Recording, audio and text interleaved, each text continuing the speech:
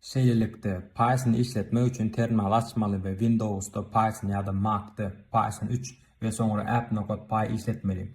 Emma bu biraz yürek kıstırıcı. Şonun üçün size has giske yol görkezeyim. Yine de giňertmeler ya da extensions panelinde geçelim. Bu yerde code runner göz ödelim. Bir näçe code runnerlar var. Men gurun berýänim sarı nişanly. Anha. Şeylelik bilen dowam edin ve bunu gurnam. Sonra kodu täzini işledelim.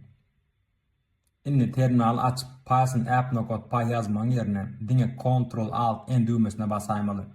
Ýeňilleşdirerek netijäni bu ýerde görüp bilersiniz. Gülýaly. Ýöne üýtgeşme girseniz bu gyska ýoly ulanmazdan öň üýtgeşmeleri ýatda saklamany ýatdan çykarma. Bolmasa köne netijäni görürsiniz. Indi bu yerde kiçicik bir mesele var. Şu yerde Python programmasını işletmek için yerine getirilen buyruğun bardığını görüp bilersiniz. Şeylelik bilen adatça bu buyruk Python-U ya da Python ayırmak U ulanýar. Ve bu yerde bizim faýlymyzyň ady. Eger siz Windows'ta bolsaňyz, bu gatty gowy ve size mesele döretmez. Ýöne eger Mac ulanýan bolsaňyz, bu yerde Python 2-ni aňlatýar. Muny Python 3-e üýtgetmek gerek. Ve bu öğrenen saat. Yine de yukarıda file menüsünün aşağında ulanıcılar sazlamaları. Onun içinde sazlamalar bölümüne girelim. Ve sonra şu yere code runner yazalım. Ve edit JSON düğmesine basalım.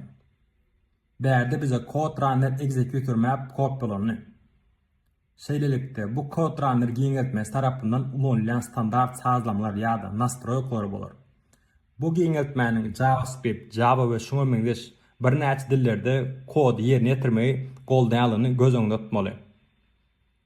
Indi aşak süýşseňiz, bu ýerde Python we onuň öňünde Python koduny ýerine ýetirmek üçin ulanýan buýrugy görüp beresiňiz. Muny üýtgetmeli. Şeýle de bolsa sağ tarapda görýäniňiz ulanjy sazlamalary we biz onu üýtgetýäs.